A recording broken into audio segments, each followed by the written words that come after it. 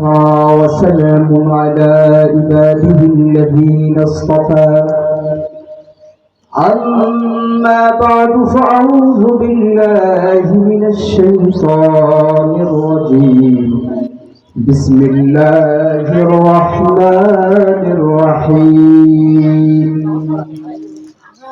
يا أيها الذين آمنوا اتقوا الله حق تقاته ولا تموتن إلا وأنتم مسلمون صدق الله مولانا العظيم وصدق رسوله النبي الكريم ونحن على ذلك من الشاهدين والشاكرين والحمد لله رب العالمين প্রাণ প্রেসদান প্রেমিক তাওহীদি জনতা আল্লাহ পাকের দরবারে লাখো কোটি শুকর আদায় করি যে রব্বে করিম আপনাকে আমাকে শত বাধা বিরক্তি হওয়ার পরও আপনাকে আমাকে যে ইসলামের দাওয়াতগুলো মাঠে ময়দানে শোনার বলার সুযোগ দান করলেন এজন্য রব্বে করিমের দরবারে লাখো কোটি শুকর আদায় করি সকলে বলি আলহামদুলিল্লাহ। সাইয়্যিদুল কাওনাইন সাইয়্যিদুল মুরসালিন খাতামুন নবিয়্যিন হযরত মুহাম্মদুর রাসূলুল্লাহ সাল্লাল্লাহু আলাইহি ওয়াসাল্লাম। মুসলমান ভাইরা আমার, সূরাতুল আলী ইমরানের 102 নম্বর আয়াতে আল্লাহ পাক বললেন, ইয়া আইয়ুহাল্লাযীনা আমানু তাকুল্লাহ, হে ঈমানদারগণ আমানুত্তাকুল্লাহ, তোমরা আল্লাহকে ভয় করো, হাক্কা তুকাতিহি, যথাযথভাবে। মুসলমান ভাইরা আমার, আল্লাহ পাককে ভয় করতে হবে, যথাযথভাবে ভয় করতে হবে। ওয়ালা তামুতুন্না ইল্লা ওয়া আনতুম মুসলিমুন, আল্লাহ পাক বললেন মুসলমান না হয়ে মৃত্যুবরণ করিও না। যে আল্লাহ পাক আপনাকে আমাকে ডাক দিয়ে বললেন, হে মুমিনগণ তোমরা আমাকে ভয় করো, যেভাবে ভয় করা দরকার।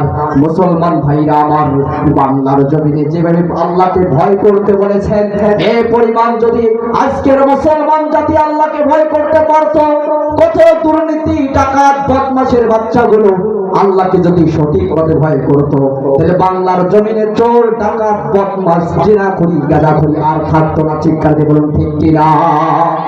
মুসলমান ভাইরা আমার, অল্প টাইম, যে টাইমের আলোচনা এতটুকু বলা যাবে না, কিন্তু যতটুকু সময়, অল্প একটু সময়ে বিস্তারিত ঘটনা বলার টাইম নাই, অল্প একটু ঘটনায় আমি আপনাদেরকে উল্লেখ করব। মুসলমান ভাইরা আমার, পরের শব্দে আল্লাহ পাক বললেন সূরা আলী ইমরানের 103 নম্বর আয়াতে, ওয়াতাসিমু বিহাবিলিল্লাহ, আল্লাহ পাক বললেন আমাকে তোমরা আমার রশিকে আঁকড়ে ধরো, বিহাবিলিল্লাহি জামিআও ওয়া লা তাফাররাকু, পরস্পর বিচ্ছিন্ন হইও না।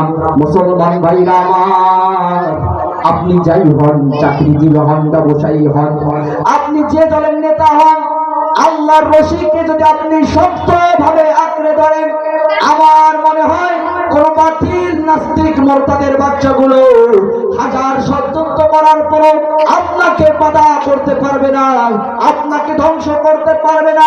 আজকে বাতিল শক্তিগুলো আপনাকে মাথা চাড়া দেয় কি কারণে? আমাদের ক্ষেত্রে ঐক্যবদ্ধ নাই, হুজুর মিল নাই, ছাত্র জনতার মিল নাই, স্টুডেন্ট টিচারের মিল নাই, অনেক লোকের মিল নাই।